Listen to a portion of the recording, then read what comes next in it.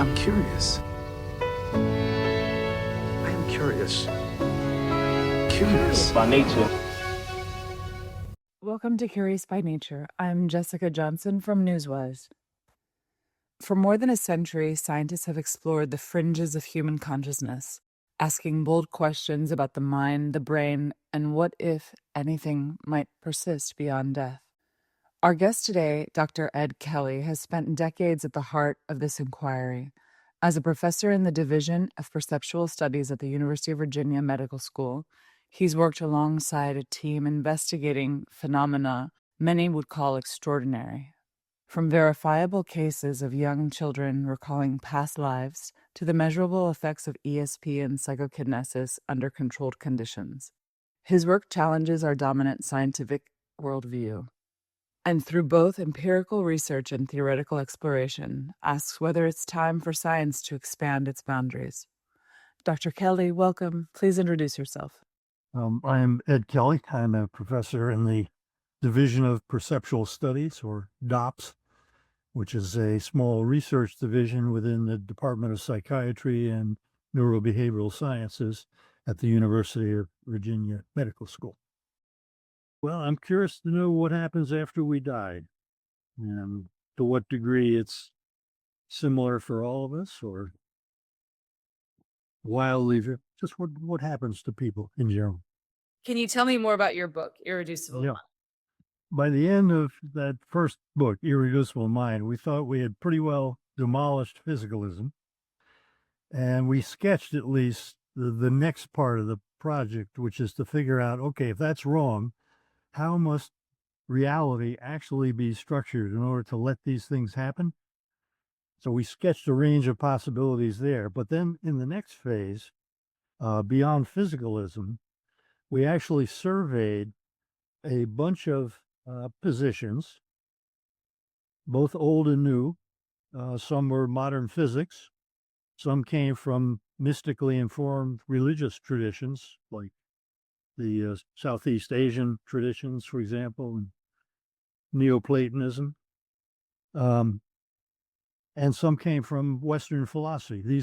We picked them because, number one, they all took the kinds of phenomena that we study at DOPS seriously and were interested in trying to explain them. So other people had tried to do what we were trying to do, and we thought we should try to learn from them. And as it turned out, they did coalesce as a family around, by the end of that book, we sketch a picture that we think is emerging from this comparative kind of effort. A lot of agreement among these different traditions and models to the effect that there is at least one still higher level of consciousness in the universe, maybe a very highest something, might correspond to some people's ideas of God. That's a bad word in science usually, but I will use it, something like that, which is ultimately responsible for everything we experience. You know, we come into this place, we experience ourselves, and we share lots of experiences of what's around us. And somehow that all has to be explained. Now, we haven't succeeded yet, but I think we are moving in the right direction.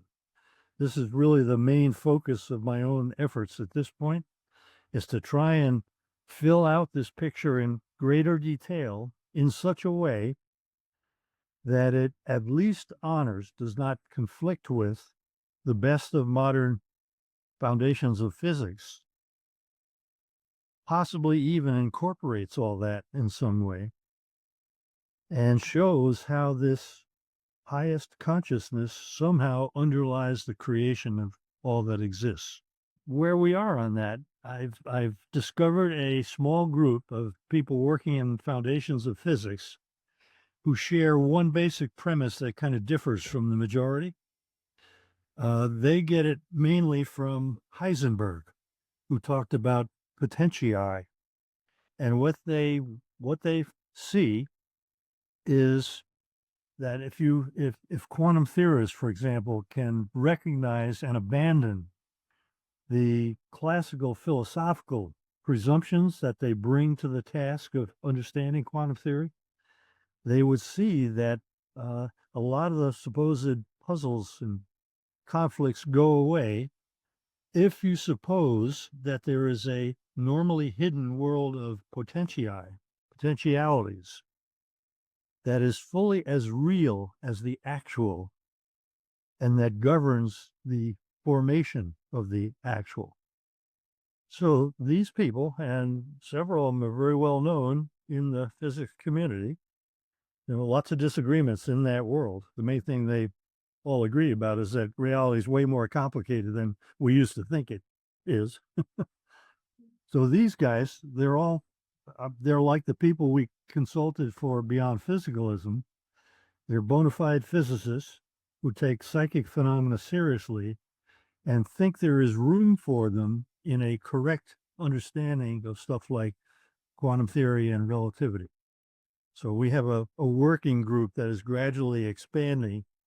And in fact, I'm hoping to, by the end of the next meeting, which will occur in August, be ready to issue some kind of a corporate public statement affirming, contrary to those two psychologists I told you about earlier, that physics does have room for psychic phenomena. And furthermore, here's how we're going to do it. So, what are the ramifications in our lives if the mind is separate from the brain? Clearly, a world that contains the possibility of personal survival is very different from the world recent science has portrayed. I mean, it's ironic because many of the founders of science were very religious persons.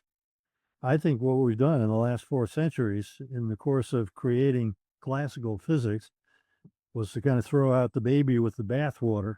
And we're just now back to the point where we can construct an expanded picture of science that makes room for these kinds of things that are so important in people's lives. This supposed necessary conflict between science and religion, I think it's a complete mistake. And that this expanded picture of science will make room. Now, it probably, I don't want to offend anybody, but I tend to think of classical religions as being like the blind men and the elephant, that all have some part of the truth, but nobody's got all of it. And we have to all be open to the possibility that we need to rethink our sort of spiritual dimension in a novel way. I don't mean we're going to be creating churches and priesthoods and all that kind of stuff, sacred documents or anything, but I think that's the way it's headed.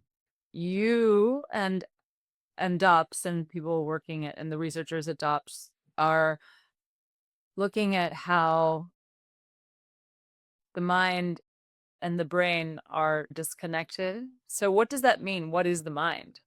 What arises in terms of psychology is the idea that the currently prevailing view of things is not right about conscious minds.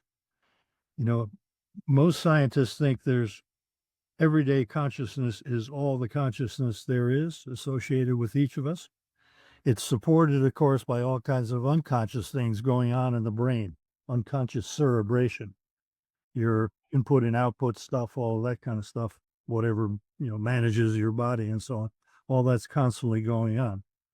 Now, Myers and his friend and colleague, William James, had a different idea. And it connects with the general subject of the psychiatric dynamic unconscious. There are several schools, Freud, Jung, and so on, all of which agree that some kind of mental activity goes on beyond the everyday consciousness. Freud and Jung thought that was literally unconscious. It's inaccessible to the everyday consciousness. They regard that region of the psyche or mind as itself being unconscious. Myers and James had a radically different idea.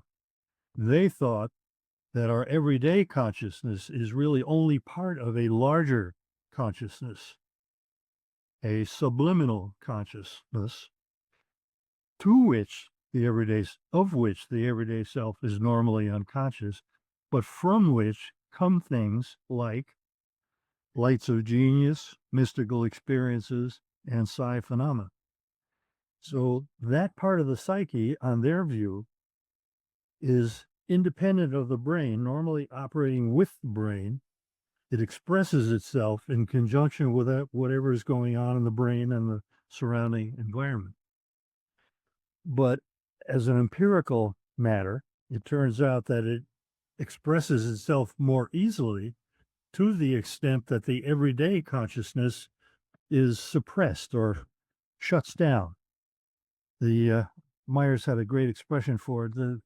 The subliminal self expresses itself in proportion to the abeyance of the supraliminal or everyday self.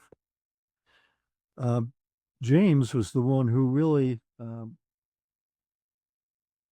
expressed in a philosophical form that this model amounts to what he called a transmission or permission model, where the brain simply allows stuff originating elsewhere to come through. Yeah, in modern times, it's acquired the term filter. You often hear it described as a filter psychological model. And about that, let me just say that even without accepting that as the correct picture of how the psychology works, it opens up a whole line of research that we really know how to do, which is to study what kinds of conditions in the brain and body permit these things to emerge. And that's kind of the stuff that we want to do in our lab. That's going to happen for sure.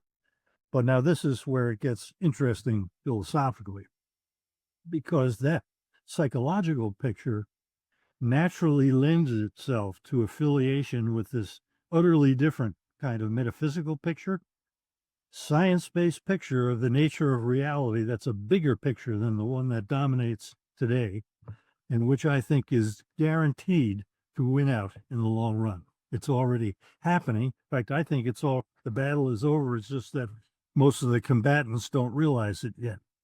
What are other things? Like, how would that affect medicine, for example? Suppose it really was widely believed that survival is real. We presently spend a huge part of our medical expenses on maintaining people through the last hours or days or weeks of life at prodigious cost.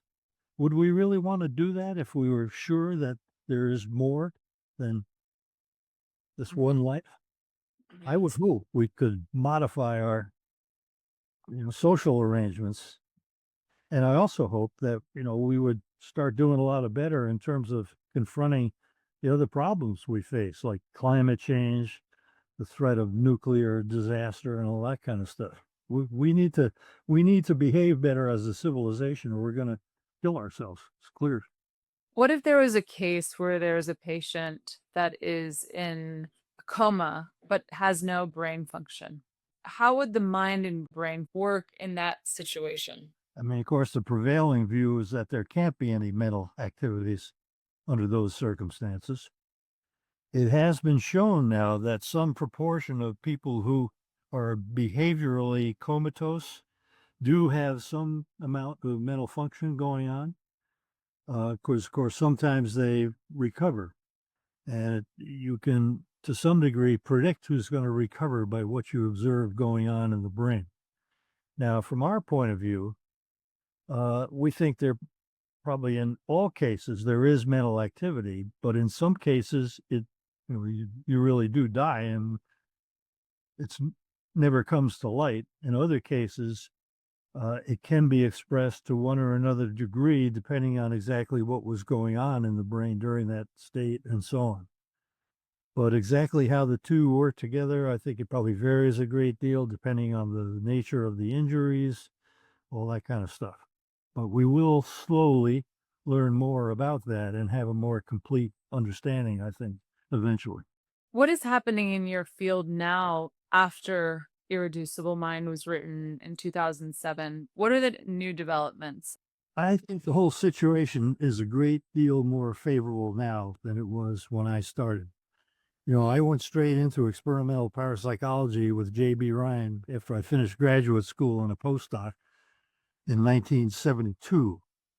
And at that time, psychical research was kind of all by itself in this little tiny rowboat attempting to steer the Titanic and not having a lot of success. Since then, however, uh, several big things have happened.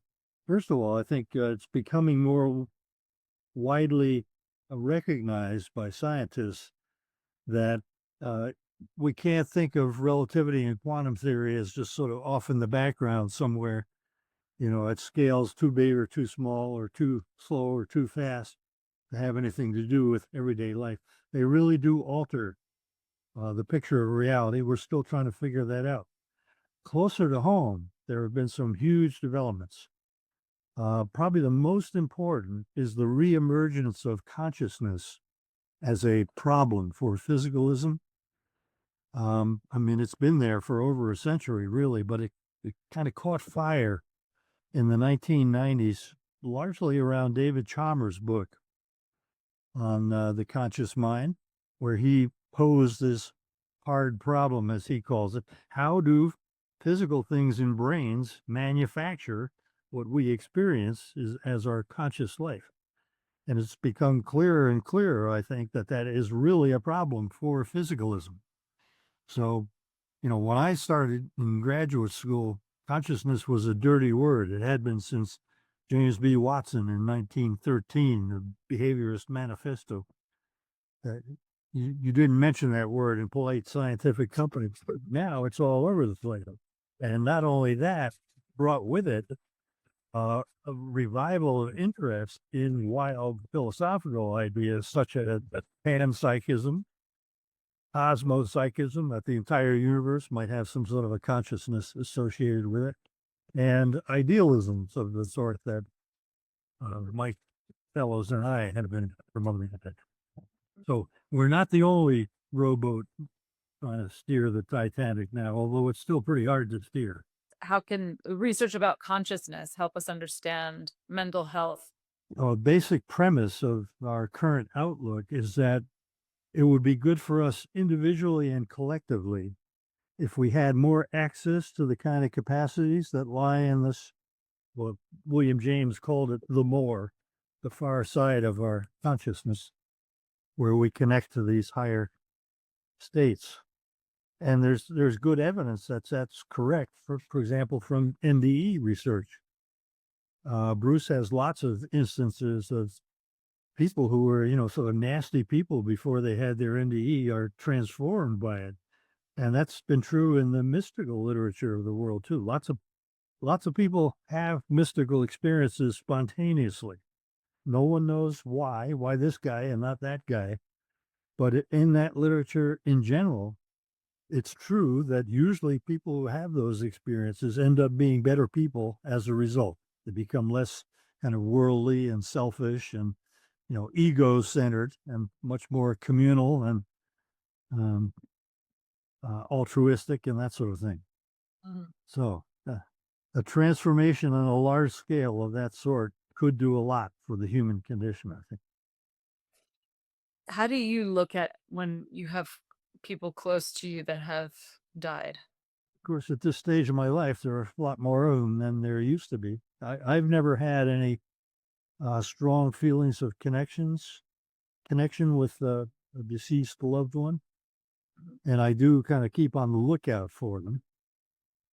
So, I mean, I'm disappointing in a lot of respects. I have, like William James, a kind of mystical germ in the sense that I feel the pull of that subject and am responsive to it, have come to the conclusion that these kinds of experiences provide windows into normally hidden parts of reality.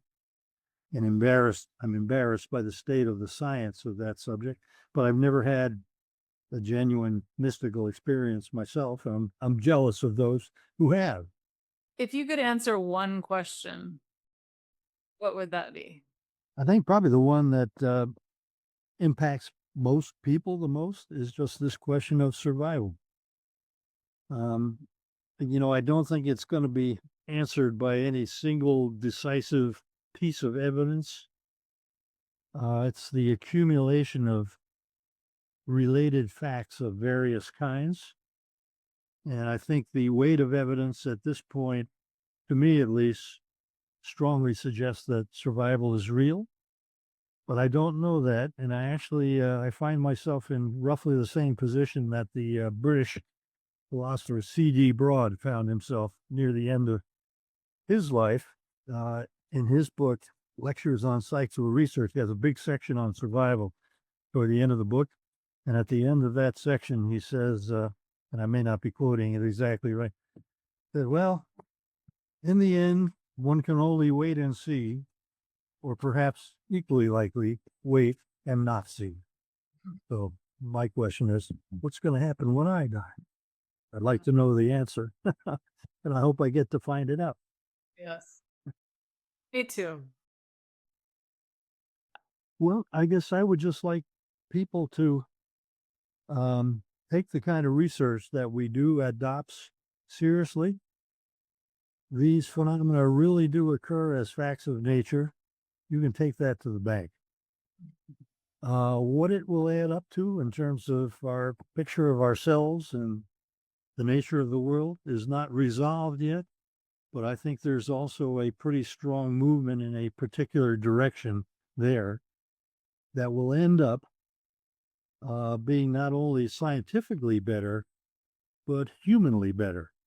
Thank you so much for the conversation today. Curious by Nature is a production of Newswise. More than 7,000 journalists get the Newswise wires. Visit newswise.com and find out how to spread your news today.